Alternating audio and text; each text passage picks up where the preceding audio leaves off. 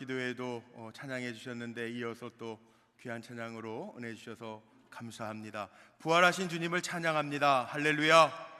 오늘 부활절 예배에 나오신 여러분들의 삶 속에 부활의 능력이 임하시기를 주님의 이름으로 축복합니다. 주님 부활하셨습니다. 사망 권세를 이기시고 부활하셨습니다. 그 부활의 능력이 우리 사랑하는 성도들의 삶 속에 가득하시기를 주의 이름으로 축복합니다. 자, 우리 옆에 분들 한번 인사하고 축복하시면 좋겠는데, 예수 부활하셨습니다. 한번 좀 인사하시고 축복하시기 바랍니다. 예수 부활하셨습니다. 할렐루야. 앞에 빈 무덤이 보이십니까? 이 무덤을 만든 이유가 있어요. 오늘 새벽에 부활절 새벽 예배를 이 자리에서 드렸는데 많은 분들이 오셔서 함께 예배를 드렸는데, 기억나시는 분들, 옛날부터 우리 불꽃교회 섬기시고 다니시는 분들 기억나실 거예요. 저 정자동에 있을 때에는 부활절마다 동산 예배를 드렸어요. 어두움 가운데 빛으로 오시는 주님을 상징하면서 촛불을 들고 예배를 드렸어요. 그 다음에 판교로 이전에 오고 나서는 이 자리에서 몇 해 동안 촛불을 들고 마치 저희가 꼭 무덤같이 본당을 위해서 우리가 기도하면서 이 자리에서 주님 하시옵소서, 부활의 능력을 보여주옵소서, 그리고 부활의 새벽 기도회를 이 자리에서 드렸어요. 근데 작년 이렇게 아름다운 예배당을 하나님 우리에게 기도대로 또 부활의 능력으로 우리에게 허락하셨는데, 부활절 새벽 예배를 동산에서 드리기도 어렵고, 또 요즘에는 뭐 새벽성도 뭐라고 그러지만 부활절 이 주택가가 돼가지고 동산 예배 드리기가 어렵잖아요. 이 자리 이렇게 아름다운 예배당에서 부활절 새벽 예배를 준비해야 되는데, 뭔가 어두움 속에 부활의 증거들, 부활의 역사를 좀 상징할 것을 생각하다 보니까 주님 부활하셨는데 빈 무덤, 이 자리에 계시지 않아요. 주님 우리와 함께 하신다고요. 그걸 상징하는 빈 무덤을 만들어놨는데, 만들고 이렇게 꾸며놓으니까 정말 이 무덤을 볼 때마다 살아계신 주님이 우리와 함께 하시는구나 라고 하는 느낌이 제게 있는데, 여러분들에게도 있으시죠? 주님은 무덤에 갇혀있는 분이 아니라 우리에게 능력을 베푸시는 살아계신 주님인 줄로 믿습니다. 사도 바울도 오늘 본문에서 이렇게 고백을 하죠. 영원히 변함없는 하나님의 사랑, 세상에 그 어느 것도 끊을 수 없는 하나님의 사랑, 그 사랑 안에서 우리는 세상을 넉넉하게 이기는 하나님의 종들이라고 말씀하고 있습니다. 참 힘이 나는 말씀입니다. 부활하신 주님이 우리를 사랑하사 우리가 그 사랑 안에 있으면 우리는 세상의 그 어떠한 것도 그 사랑에서 끊을 수 없는 넉넉하게 이기는 하나님의 자녀들이 될 줄로 믿습니다. 그런데도 살아가다가 보면 우리가 받은 구원의 확신이 흔들릴 때가 있습니다. 언제 흔들리세요?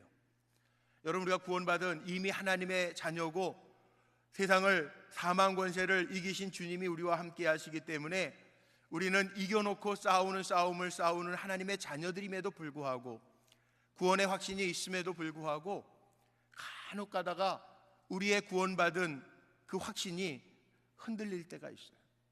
언제냐 하면 주님의 사랑이 의심될 때가 간혹 있어요. 우리 오늘까지 세일의 작정 새벽 기도회를 잘 은혜 가운데 마쳤는데, 어떤 분은 기도하면서 응답받았다는데 나는 왜 응답이 없지? 하나님 나 사랑하시는 거 아니지 않나? 그런 마음이 들 때가 있단 말이에요. 때로는 죄책감 때문에 구원받은 하나님의 자녀라고 하는 확신이 흔들릴 때가 있어요. 죄를 짓고 나면 사람의 마음속에 죄책감이 있어서, 내가 하나님의 자녀 맞아? 내가 권사 맞아? 내가 목사 맞아? 그러면서 구원의 확신이 흔들릴 때도 있어요. 때로는 환난과 시험 중에 그 환난과 시험으로 인하여 나에게 왜 이런 환난이 왔지? 하나님 나에게 왜 이런 시험을 주시지? 하나님은 아무도 시험하시지 않는다고 그랬는데 왜 나에게 이런 시험거리가 있나? 그런 마음 때문에 구원의 확신이 흔들릴 때도 있어요. 그런데 오늘 본문 말씀을 차근차근히 잘 읽어보면 정말 내 신앙이 식을 때, 지금 겪고 있는 어려움이 이기기 어렵다고 느껴질 때, 지금 내가 시험당하고 있는 것 아닌가라는 마음이 들 때 오늘 본문을요 소리내서 큰 소리로 한번 몇 번 읽어보세요. 하나님이 우리에게 주시는 힘이 있습니다. 부활의 능력이 있습니다. 오늘 본문의 내용이 감성적인 것 같지만 아닙니다. 문장 자체가 생명력이 있습니다. 하나님이 가장 기뻐하시는 것은 우리의 찬양이고 우리의 고백이에요. 기도도 하나님이 가장 기뻐하시는 고백은 우리가 무슨 하나님 앞에 청구서를 내미는 그런 기도가 아니라 하나님 살아계십니다, 하나님 나와 함께 하십니다, 하나님이 문제보다 크신 나의 하나님이십니다 고백할 때 하나님 가장 기뻐하시는 기도가 될 줄로 믿습니다. 그러니까 오늘 본문은요 쓱 한번 대충 읽어가는 그런 본문이 아니라 힘든 것, 어려운 것, 시험거리, 권태, 짜증, 피곤 이런 것이 있을 때 오늘 본문을 정말 소리내서 읽어보세요. 모든 근심거리가 물러가고 하나님 우리에게 주시는 부활의 소망과 능력이 넘치는 말씀이 될 줄로 믿습니다. 오늘 31절 말씀에 이런 말씀이 있죠. 그런즉 우리가 이 일에 대하여 우리가 무슨 말 하리요. 말할 필요가 없다는 거예요. 무슨 말일까요? 30절 말씀을 보면 이해가 되는데 30절 말씀에 보니까 우리가 어떤 존재냐 하면 미리 정하시고 우리를 부르셨고 부르신 우리를 의롭다 여기셨고 의롭다 여기신 우리를 영화롭게 하셨기에 그 은혜를 생각할 때 우리가 무슨 말 할 수 있겠느냐 이 뜻이에요. 우리는 우리의 존재가 아무것도 아니고 시험당하고 지쳐있는 존재처럼 생각할지 모르지만 아니라는 거예요. 하나님이 여러분 한 분 한 분을 하나님께서 부르셨고 우리를 의롭다 여겨주셨고 또한 우리를 의롭다 여기신 것뿐만 아니라 우리를 영화롭게 하신 하나님이라는 것 기억하시기를 바랍니다. 그 은혜를 생각할 때 우리가 더 이상 할 말이 없다는 거예요. 아무것도 아닌 죄인 된 우리를 부르셔서 영화롭게 하신 하나님의 자녀 삼아 주셨으니 더 이상 뭘 할 말이 있겠습니까? 저는 시편 23편 1절 말씀 참 좋아해요. 그래서 제 뒤에 보이시는 그 성경 제단 위에 있는 성경을 저는 시편 23편 그 자리를 펴놨어요. 제가 신방 가면 예배드리기 전에 꼭 묵상 기도할 때 외우는 말씀이 여호와는 나의 목자시니 내게 부족함이 없으리로다. 그 말씀을 암송하고 기도해요. 여러분 생각해 보세요. 하나님께서 우리의 좋은 목자 되시고 내가 그 목자를 따라 순종하면서 갈 때 부족함이 없는데 더 이상 무슨 말 할 게 있겠어요? 우리 사랑하는 성도님들의 삶 속에도 하나님께서 목자 되셔서 푸른 초장으로 맑은 시냇 물가로 인도하시는 은혜가 넘치시기를 바랍니다. 욥이 귀로 듣는 신앙을 가지고 있을 때에는 할 말 많았죠. 그래서 욥의 친구들과 함께 변론도 합니다. 그런데 욥기 마지막 부분에 보면 하나님이 욥을 만나주시고 말씀하실 때 욥이 이제는 귀로만 듣는 말씀이 아니라 하나님을 만나 하나님을 보고 말씀을 들으니까 욥기 40장 4절에는요 욥이 이렇게 고백해요. 보소서 나는 비천하오니 무엇이라 주께 대답하겠나이까. 내 손으로 입을 가릴 뿐이로소이다. 할 말 없다는 거예요. 하나님 앞에 서니까, 그 크신 하나님 앞에 서니까, 하나님의 은혜를 생각하니까, 하나님의 능력을 생각하니까 할 말이 없다는 거예요. 여러분 우리 마찬가지예요. 오늘 31절 하반절 말씀해 보니까 기가 막힌 말씀이 나와요. 우리 노란색으로 쓰여 있는 말씀 한번 읽어볼까요? 화면 보시면 시작. 만일 누가 우리를 대적하리요. 아멘. 아멘. 하나님이 우리를 위하시면요 누가 우리를 대적할까요? 대적할 사람 아무도 없다는 거예요. 전능하신 하나님, 크신 하나님이 우리를 위하시면 대적할 사람이 아무도 없다는 거예요. 얼마나 감사해요. 얼마나 감사해요. 사람도요 힘 있는 사람이 함께 있으면 이기잖아요. 이제 4월 29일 날 우리 남성교회 주간 탁구 대회가 또 있어요. 이제 광고해서 탁구 대회 하실 텐데 우리 교회 탁구 대회는 꼭 복식으로 하잖아요. 그런데 참 이상한 거는 잘 치시는 분하고 복식되면 꼭 우승하더라고요. 무슨 게임을 해도 그래요. 잘하는 사람이 내 편에 있으면 이기더라는 거예요. 그래서 누구랑 편먹느냐 굉장히 따져요. 예전에 제가 이해 많이 드는 게, 예전에 부목사님들 많이 있을 때, 저희 부목사 할 때요, 지금 김동호 목사님처럼 조금 했던 부목사님 한 분 계셨어요. 김동성 목사님이라는 분. 근데 그분이 운전하고 할 때 제가 옆에 있었거든요. 근데 별로 잘못한 것도 없는데 지나가던 차가 창문 내리더니 막 욕했어요. 그래서 제가 그 창문 내리라고 그러고 다시 한번 말해보시오 그랬더니 도망갔어요. 그 다음부터는 그 목사님 뭐라 그러냐면, 앞으로 운전하고 장거리 다닐 때는 공 목사님 꼭 옆에다가 데리고 다녀야 되겠대요. 옆에 힘 있는 사람 하나 있어도 좋잖아요. 든든하잖아요. 그런데요, 전능하신 하나님이 우리 편 되신다고요. 하나님이 우리를 위하여 주시면 그 어느 것이 우리를 끊을 수 있겠느냐. 성경에 보니까 힘나는 말씀들이 있어요. 시편 118편에 보면 6절과 7절 말씀에요, 하나님 내 편이시래. 이거 정말 고백하면서 우리 읽어봐야 돼. 오늘 부활절인데 부활절날 정말 이런 말씀 읽어야 될 것 같아요. 같이 한번 읽어볼까요? 시작. 여호와는 내 편이시라. 내가 두려워하지 아니하리니 사람이 내게 어찌할까. 여호와께서 내 편이 되사 나를 돕는 자들 중에 계시니 그러므로 나를 미워하는 자들에게 보응하시는 것을 내가 보리로다. 아멘. 하나님 내 편 되셔서 나를 돕는 자 중에 계시대요. 얼마나 힘이 나요.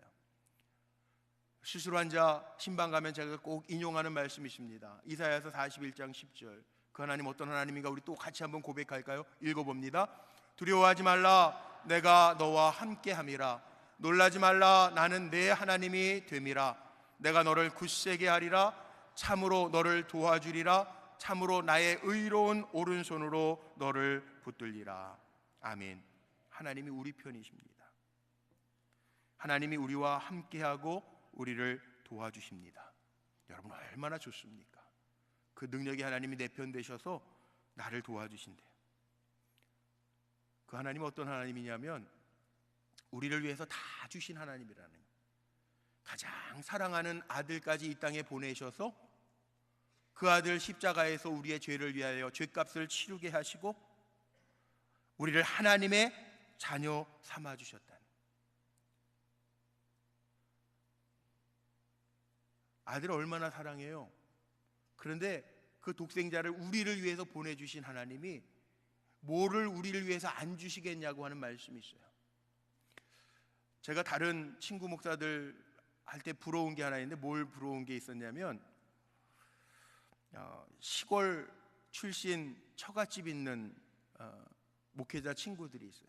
그 친구들은 명절날 아니면은 무슨 부모님 생신에 이렇게 시골 내려가면 사위 왔다고 씨암탉을 잡아준대요.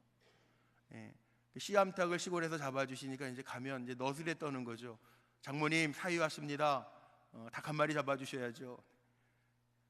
보세요. 사랑하는 딸도 며느리로 아내로 줬는데, 사랑하는 딸도 아내로 줬는데 뭘 못 주겠어요? 씨암탉 한 마리 못 주겠어요? 물론 잘못하고 뭐 바람 피고 이런 사위면 안 해주겠지만, 예? 잘하는 사위면은 뭘 못 주겠어요? 오늘 이 말씀이 성경에 있어요. 32절에 뭐라고 이야기하냐면 자기 아들을 아끼지 아니하시고 모든 사람을 위하여 내주시니까 어찌 그 아들과 함께 모든 것을 우리에게 주시지 않겠느냐. 그만큼 하나님 우리를 사랑하신다는 거죠. 33절로 34절 말씀에 보면 법적인 용어들이 등장을 합니다. 요즘에 우리 전직 대통령이 구속돼 있어가지고 법률 용어가 뉴스를 보면서 하도 뭐 기소, 뭐 영장 청구 뭐 이런 얘기 나오잖아요. 법적인 용어 우리가 늘 익숙하지 않는데 하도 시대가 막 그러다 보니까 이게 33절 34절이 눈에 팍 들어오더라고요. 보세요. 33절에 보니까 누가 능히 하나님께서 택하신 자들을 고발하리요. 우리 하나님께서 택하신 자들이니까 세상에 어떤 사람이 우리에게 송사하고 고발하리요. 고발이라고 하는 게 뭡니까? 이 고발이라고 하는 게 그거더라고요. 기소한다. 검사가 조사해 보니까 이 사람은 죄가 있으니까 처벌해야 됩니다 하는 게 기소더라고요. 고발이더라고요. 세상 사람들이 하나님 택하신 우리를 송사하더라도 가장 높으신 재판장이신 하나님이 우리를 죄 없다, 무죄하다 인정해 주셨기에 우리는 하나님이 보장하시는 하나님의 자녀라는 거예요. 염려하지 마세요. 제가 위에서 보니까 여러분들 다 하나님이 보장하시는 하나님의 귀한 자녀인 게 확실합니다. 걱정하지 마시고 염려하지 마시고, 하나님이 나를 보장해 주시는데, 내가 하나님의 백성인데 염려하지 마시고 강하고 담대하게 주님 의지하며 사시기를 주의 이름으로 축복합니다. 엊그저께도 신방을 갔는데, 속기 신방을 갔는데 어느 권사님 그러시는 거예요. 제가 올 줄 몰랐대요, 신방에. 근데 목사님이 와서 좋대요. 기도해 주니까 더 좋아하시더라고요. 목사가 기도해 줘도 좋아하시는데, 우리는 하나님이 보장하시는 백성일 뿐만 아니라 34절 같이 한번 읽어볼까요? 오늘 부활절에 정말 맞는 말씀이 하나 있어요. 34절 말씀 같이 한번 소리내서 크게 읽습니다. 시작. 누가 정죄하리요? 죽으실 뿐 아니라 다시 살아나신 이는 그리스도 예수시니 그는 하나님 우편에 계신 자요 우리를 위하여 간구하시는 자시니라. 아멘. 아멘. 여러분, 얼마나 힘나는 말이에요. 목사가 기도해줘도 너무 좋아요 그러시는데, 여기 오늘 말씀 속에 보니까 누가 정죄하리요? 죽으실 뿐만 아니라 다시 살아나신 이는 그리스도 예수시니 그는 하나님 우편에 계신 자요 우리를 위하여 간구하시는 자시라. 여기 계신 여러분들 주님이 기도해 주시는 분들이라는 거예요. 아멘. 무덤에 계신 죽으신 주님이 아니라 부활하신 주님이 여러분들을 위해서 친히 간구하신다고요. 얼마나 신나요. 사람이 누가 나를 위해서 기도해 줘도 신나잖아요. 성도님들이 목회자를 위해서 기도해 줘도 목회자가 힘이 나는데, 아니 군대에 있을 때 남자들 여기 많이 계신데요, 남자 성도님들 기억나십니까? 기도해 주시는 부모님들이 계신 분들은 훈련 나가도요, 100km 행군 나가도요 겁 안 나잖아요. 왜? 나를 위해서 기도해 주시는 부모님이 계시니까. 그런데 오늘 말씀 쪽에 보니까 부활하신 다시 사신 예수님이 우리를 위하여 간구하신대요. 우리에게는요 주님이 기도의 백이에요. 얼마나 든든하고 담대합니까? 아멘 하신 분들에게 가면 주님 기도해 주시나요? 여기 계신 모든 분들 하나님이 택하시고 하나님께서 죄 없다 인정해 주시고 의롭다 하시고 영화롭게 하신 하나님의 종들인데, 우리에게는요 누가 우리를 정죄하리요? 다시 살아나신 우리 주 그리스도 예수께서 우리를 위하여 간구하고 계시대요. 하나님 우편에서 우리를 위하여 간구하시는 주님이 계시니 저와 여러분은 정말 기도에 든든한 백이 있는 하나님의 자녀라는 거죠. 우리 옆에 분에게 이때 한번 고백해야 돼. 든든한 백을 가지셨습니다. 한번 고백해 보세요. 사람의 백하고는 비교가 안 돼. 믿으시길 바랍니다. 우스갯소리가 아니에요. 여기 약속의 말씀이에요. 로마서 8장은 로마서 말씀 중에 가장 정상이라고 그랬죠. 우리를 위해서 주님이, 살아계신 부활하신 주님이 기도해 주신다. 오늘이 부활절이에요. 다음 주 주보 보시면 예배 순서 가운데 맨 위에 주보에 뭐라고 나냐 하면 부활절 후 두 번째 주일, 부활절 후 세 번째 주일 이렇게 나갈 거예요. 이게 무슨 말입니까?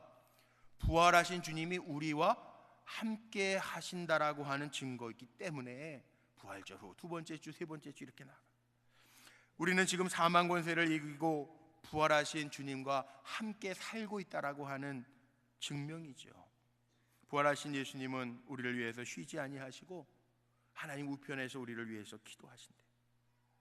주님의 사명은 끝나지 않았어요. 우리를 위해서 지금도 기도하고 계시다가 하나님 때가 되면 이 땅에 다시 보내셔서 하나님의 자녀된 우리들을 하나님의 백성으로 건져내실 거라고요. 그러기에 저와 여러분 어떻게 살아야 되느냐?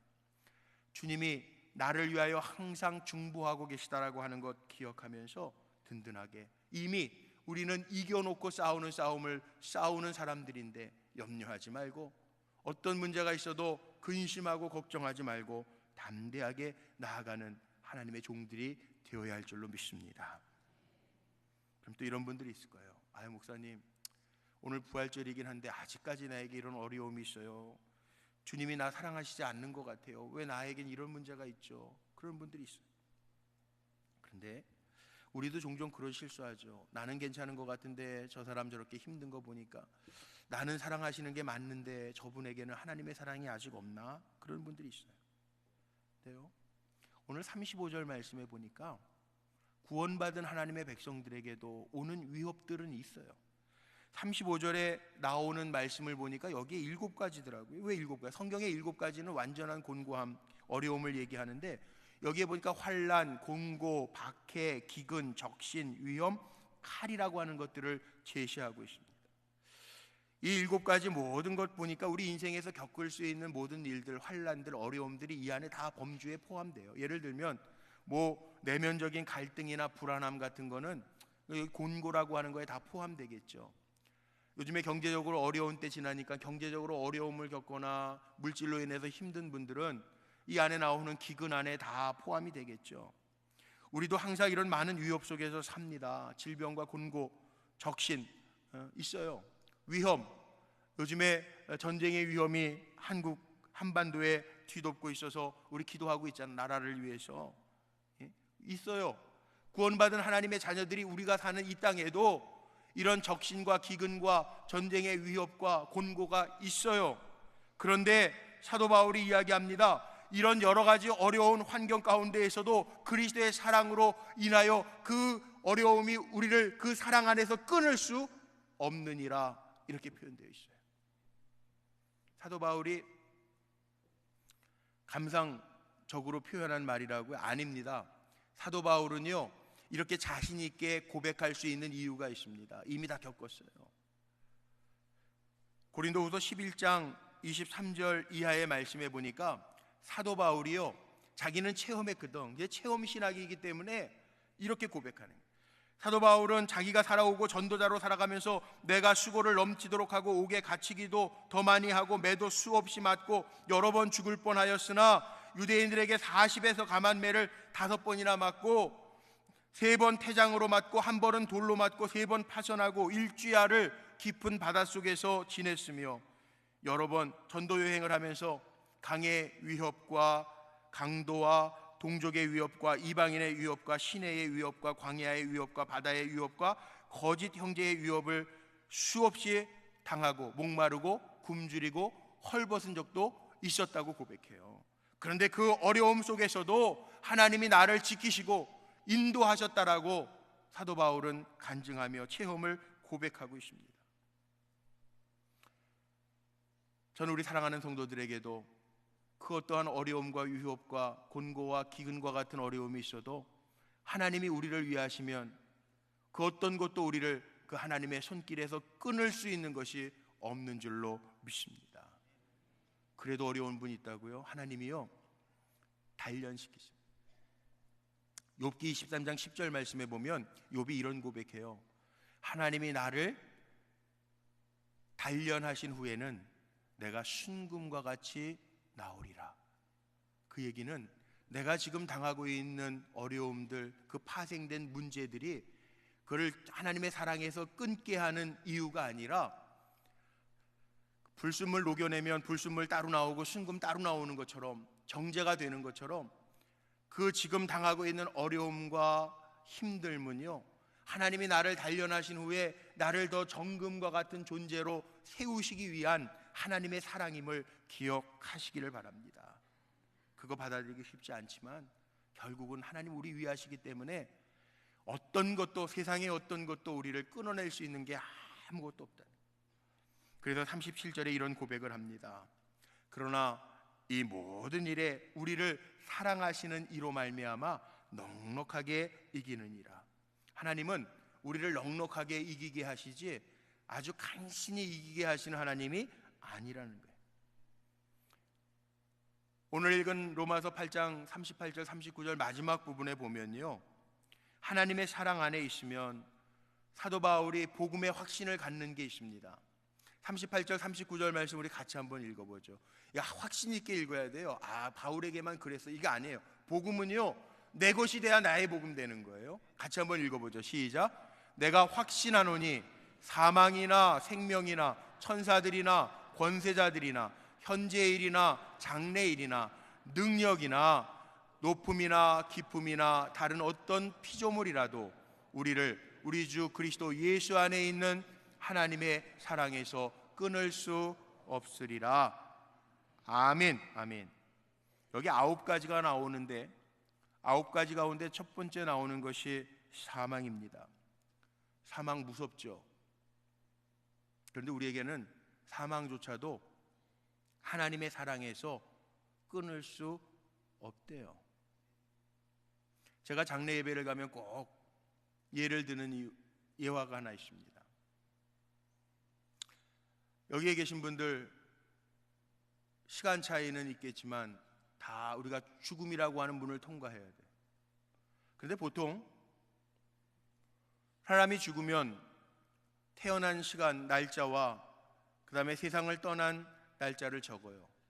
그런데 어느 목사님이 저 로마에 있는 카타콤베를 성지순례를 가다가 들렀는데 거기는 초대 기독교 공동체가 핍박을 받을 때 그 핍박을 피해서 땅속으로 깊이 들어갔던 초대 교회 공동체 카타콤베에 있어요. 근데 거기 보니까 거기에서 그렇게 살다가 죽으면 그냥 그 자리에다 매장해 놓은. 그런데 사람을 매장해 놓은 그 굴들을 보니까 사람 이름이 있고 날짜가 하나밖에 없더라는. 이상하잖아요. 보통 사람들은 태어난 시간과 죽은 시간을 같이 적어 놓는데. 그래서 가이드에게 물어봤다. 그랬더니 안내해 주시는 분이 그 먼지 있는 걸 이렇게 손으로 지워보면서 거기에 뭐라고 써있냐면 라틴어로 그렇게 써있어요. Birthday in Christ, 주 안에서 다시 태어난 날, 그렇게 써있다는 거예요. 이게 죽은 날이 아니라 우리 믿음의 사람들, 하나님이 택하여 하나님의 자녀 삼아주신 우리는 주 안에서 다시 태어난 날 영원히 산다는 거예요. 사망마저도 하나님의 사랑에서 끊을 수 없음을 우리에게 보여주는 거예요. 오늘 여기 나오는 9가지 다 말할 수는 없어요. 시간 성만찬도 해야 되니까. 그런데 여기 38절 끝에 보니까 장래일이나 장래일도 나와요.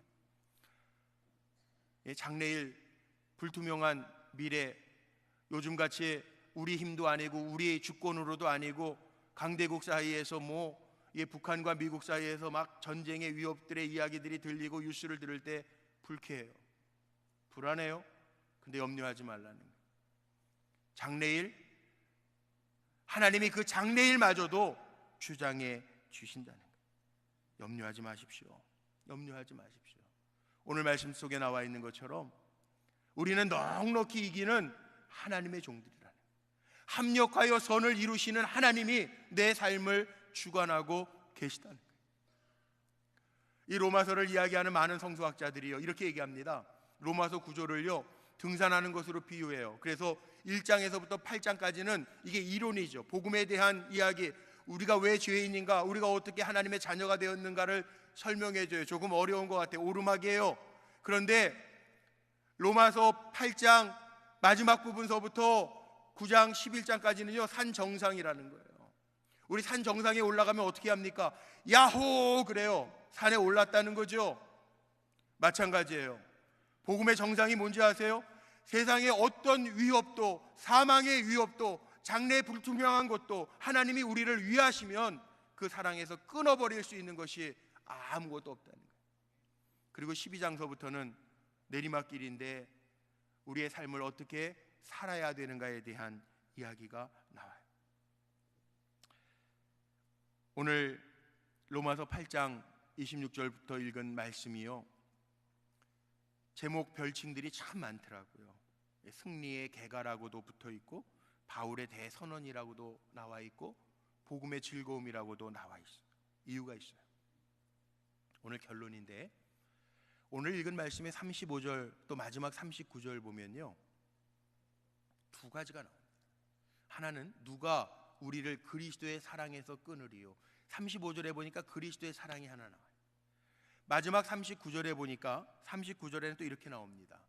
높음이나 깊음이나 다른 어떤 피조물이라도 우리를 우리 주 그리스도 예수 안에 있는 하나님의 사랑에서 끊을 수 없으리라. 이게 오늘 마지막. 35절에는 예수님의 사랑이 나오고 39절에는 하나님의 사랑이 나와요. 우리는요 어떤 존재냐면 예수님의 사랑과 하나님의 사랑이 이렇게 겹줄로 붙들고 있는 참으로 하나님이 사랑하시는 존재들이라는 거예요. 한 줄이 아니라 예수님의 사랑과 하나님의 사랑으로 겹하여 든든하게 붙들고 계신 하나님의 자녀라는 거예요. 그러니까 우리는 넉넉히 이겨요. 왜? 내가 강해서가 아니라 하나님의 사랑과 예수 그리스도의 사랑이 든든하게 우리를 붙들고 계시기에 우리는 세상에서 지지 아니하고 넉넉하게 이기는 하나님의 종들인 줄로 믿고 담대하게 사시기를 주님의 이름으로 축원합니다. 세상에 하찮은 존재들도 하나님 다 살게 하시는데, 예수님 말씀하셨죠. 들에 핀 백합화를 봐라, 공중에 날아다니는 새들을 봐라. 저들이 길쌈도 하지 아니하고 일도 하지 아니하여도 하나님이 다 입히시거늘 너희일까 보냐. 우리는요, 예수님의 사랑, 하나님의 사랑이 겹줄로 붙들고 있는 귀한 존재들이라는. 그러기에 우리 사랑하는 성도님들 꼭 기억하십시오. 하나님이 은혜로 우리를 부르시고 의롭다 하시고 영화롭게 하셨기에 우리는 그 어떤 것도 하나님의 사랑에서 끊을 수 없는 하나님이 위하시는 존재임을 기억하고 언제나 주와 함께 주님의 사랑을 의지하면서 부활의 능력으로 넉넉하게 승리하며 사시는 우리 성도들이 다 되시기를 주님의 이름으로 축원합니다. 기도하시겠습니다. 우리를 사랑하셔서 넉넉하게 이기게 하신 아버지 하나님 감사합니다. 부활의 소망으로 살게 하시고 부활하신 그리스도가 우리를 위하시면 환난이나 곤고나 박해나 기근이나 적신이나 위협이나 칼이랴 그 어떤 것도 우리를 그 사랑에서 끊을 수 없음을 기억하며 강하고 담대하게 살아가게 하옵소서. 그 어떤 상황에서도 넉넉하게 이기게 도와주옵소서. 부활하신 우리 주 예수 그리스도의 이름으로 간절히 기도하옵나이다. 아멘.